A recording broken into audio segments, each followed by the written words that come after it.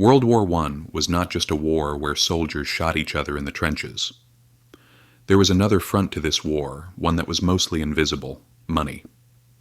On the battlefield, people were dying, but behind the scenes, governments and bankers were doing calculations. How much to borrow, from whom, and how it would be paid back.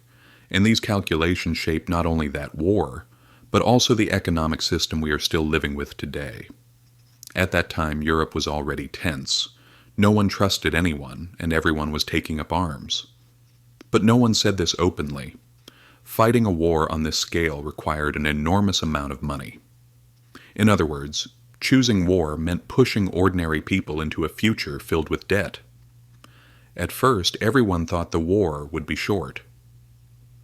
It will be over by Christmas, they said. They believed they could pay for it with gold, a little borrowing, and money collected from the public.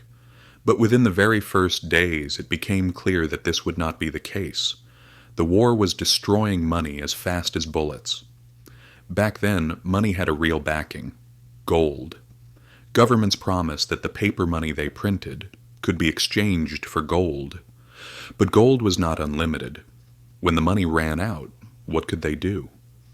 This is where governments made a critical decision. They abandoned the gold rule and began printing money with no real backing.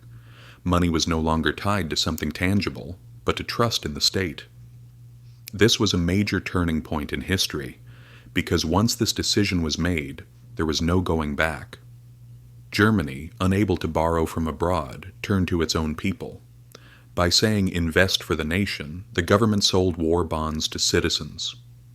People gave up their life savings because they believed they would win. But when Germany lost the war, those pieces of paper became worthless. Millions lost their savings, and this anger and hopelessness later paved the way for far darker and more violent events. Britain, on the other hand, was more fortunate. It had the world's strongest financial center and strong ties to the United States. The U.S. had not officially entered the war, but its banks were already deeply involved. They lent money to Britain and France and provided weapons and supplies. When America finally entered the war, it was already on the winning side. Thanks to the war, the U.S. transformed from a debtor nation into a creditor nation. France also relied heavily on borrowing in order to survive.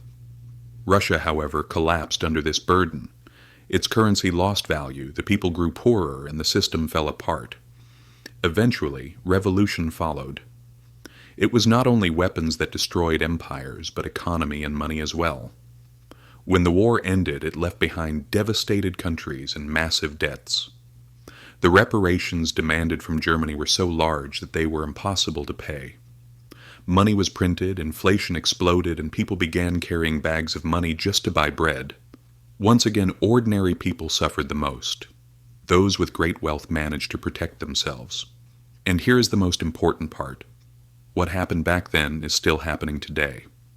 When governments face difficulties, they borrow, print money, and say it is temporary. But the cost always falls on the public, through inflation, taxes, and the erosion of wages and savings. World War I taught us a harsh lesson. Money is not as real or stable as we think. When the rules are broken, it is always small savings that disappear first.